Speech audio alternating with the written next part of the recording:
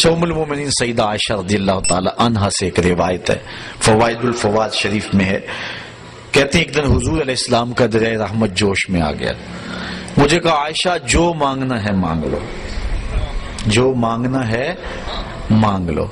میں نے عرض کی حضور اگر اجازت ہو تو اپنے باپ سے مشورہ نہ کر لوں، دریائے رحمت جوش میں ہے اور کہا جو مانگنا ہے مانگ لو، موقع بڑا اہم ہاتھ میں آیا ہے، تو اگر آپ اجازت دیں تو اپنے والد حضرت ابو بکر صدیق سے مشورہ نہ کر لوں؟ کہا جاؤ ان سے پوچھ لو۔ حاضر ہوئی دریائے رحمت جوش میں، محبوب نے فرمایا کہ عائشہ جو مانگنا ہے مانگ لو، مجھے بتایا جائے کہ میں حضور سے کیا مانگوں۔ فرمایا عائشہ حضور سے عرض کرنا کہ معراج کی قربت خاص میں اللہ نے آپ سے کوئی راز کی باتیں کی تھی، تو ان باتوں میں سے کوئی ایک بات بتا دیں۔ مانگا بھی تو علم مانگا اور کہا عائشہ سنو، میرے سے وعدہ کرو جو حضور بتائیں مجھے بھی آ کے بتانا۔ کہا ٹھیک۔ حاضر ہوئی، حضور نے فرمایا عائشہ مشورہ ہو گیا؟ جی حضور ہو گیا۔ کہا بتاؤ پھر کیا مانگتی ہو؟ کہا حضور معراج کی قربت خاص میں جب آپ گئے تھے تو اللہ نے آپ سے کوئی کلام فرمایا تھا؟ کہا جی۔ تو حضرت عائشہ رضی اللہ تعالیٰ نے عرض کی حضور پھر ان باتوں میں سے ایک بات مجھے بتا دیں۔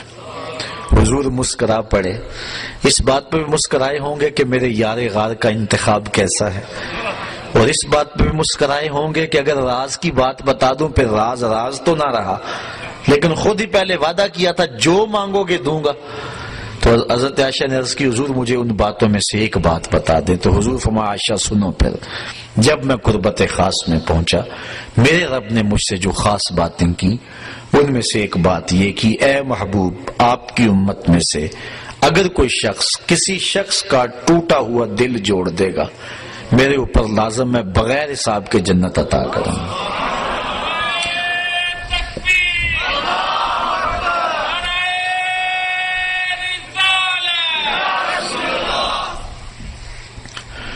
اللہ تعالیٰ پر ویسے کوئی شے لازم نہیں ہے، کوئی شے اللہ پہ فرض نہیں ہے، یہ ہمارے قائد کی کتاب میں لکھا ہے، شرح قائد میں، شرح مقاصد میں، خیالی سب کتابوں میں لکھا ہے کہ اللہ پر کوئی شے لازم نہیں ہے، کوئی فرض نہیں اللہ پر، لیکن از خود اپنے اوپر کوئی شے لازم کر لے تو یہ اس کا کرم ہے۔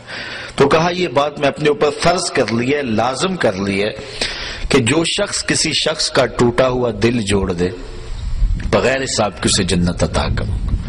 ام المومنین بہت خوش ہوئی کہ بسا اوقات کسی شکستہ دل کی بات سن لیتے ہیں، کسی کا دکھڑا ہی بیٹھ کے سن لینا کبھی تو اس کو تسکین ہو جاتی ہے، کسی کی مدد کر دیتے ہیں، کسی کے کام آ جاتے ہیں، کسی کو مصیبت سے نکال دیتے ہیں، یہ تو بخشش کا بہانہ مل گیا۔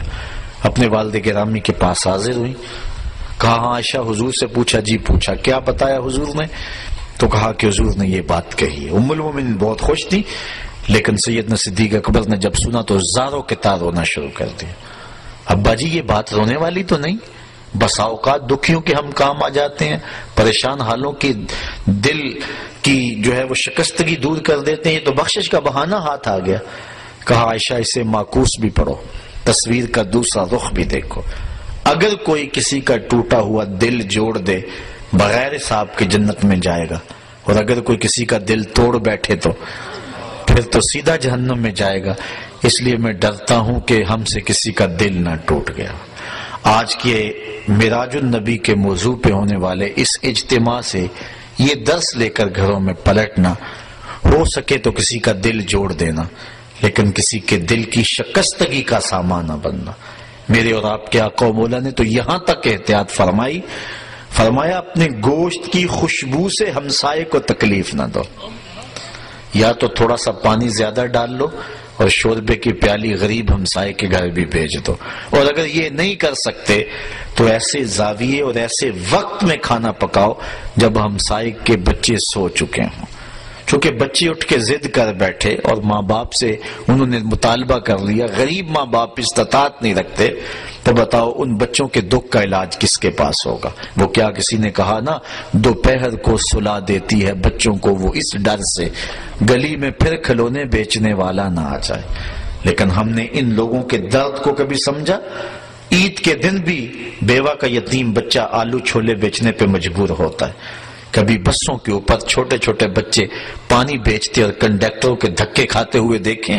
یہ بچوں کے سکول جانے کا زمانہ ہے، لیکن ہمارا معاشرہ بے درد ہو چکا ہے. تو ہمارا کسی کا دل نہ توڑنا، کسی کے دل کی شکستگی کا سامان نہ بنا. جوڑ سکتے ہو تو کسی کا دل جوڑ دینا، کسی کی شکستگی کو دور کر سکتے ہو تو یہ ایک بہت بڑی نیکی ہے، اور یہ بندے کو کہاں کی کہاں پہنچا دیتی ہے. میرے اور آپ کے آقا و مولا کی مجلس لگی ہوئی تھی. ایک شخص سے کونے سے اٹھا، عرض کی حضور میرا بچہ گم ہے اور مل نہیں رہا، دعا کریں مل جائے. قبل اس سے کہ حضور دعا کے لیے ہاتھ اٹھاتے، مجلس کے دوسرے کونے میں ایک شخص بیٹھا تھا. عرض کی حضور میں ابھی فلاں باغ کے قریب سے گزر کے آیا ہوں، میں نے بچوں کے ساتھ اس کے بیٹے کو کھیلتے ہوئے دیکھا ہے. باپ نے سنا تو دوڑ لگا دی. آقا فرمائے سے بلاؤ. بلایا گیا. بہت جلدی ہے میاں. جی حضور آپ جانتے ہیں باپ کے جذبات کیا ہوتے ہیں. بچے کی ماں الگ تڑپ رہی ہے، ممتا کی ماری ہوئی ماں کو بھی قرار دینا چاہتا ہوں، اور بچے کو دیکھ کے خود بھی آنکھوں کی تسکین کا سامان کرنا چاہتا ہوں. فرمایا ضرور جاؤ، تمہیں روکتا نہیں، لیکن ایک بات میری یاد رکھنا، جب باغ کے کنارے جاؤ بچوں کو کھیلتا ہوا دیکھو، اپنے بچے کو بھی پالو تو بچے کو بیٹا کہہ کے آواز نہ دینا، نام لے کے پکارنا. حرض کی بیٹا کہہ کے پکاروں تو حرج بھی کیا ہے، آخر میرا بیٹا ہی تو ہے. فرمایا تم بچھڑے ہوئے ہو اور تمہارے لہجے میں بلا کا پیار ہوگا، اور تم نہیں جانتے کہ ان کھیلنے والے بچوں میں ہو سکتا ہے کوئی یتیم بچہ بھی کھیل رہا ہو. اور جب تم اپنے بچے کو بیٹا کہہ کے پکارو گے اس کا دل چھدے گا، کلیجہ زخمی ہوگا. آج میرا باپ ہوتا تو مجھے بھی بیٹا کہہ کے پکارتا. یہ اسلام کا مزاج ہے. بیوہ کے سامنے اپنی بیوی سے پیار نہ کرو، غریب کے سامنے اپنی دولت کی نمائش نہ کرو، اور لوگوں کے لیے دل شکستگی کے سامان نہ کرو، لوگوں کے دل جوڑنے کی کوشش کرو.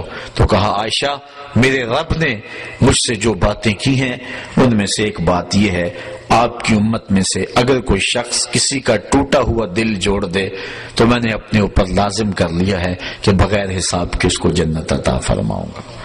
اللہ تعالی ہمیں اس معراج کی برکتیں اور حضور علیہ الصلوۃ والسلام کے سفر کا نور نصیب فرمائے.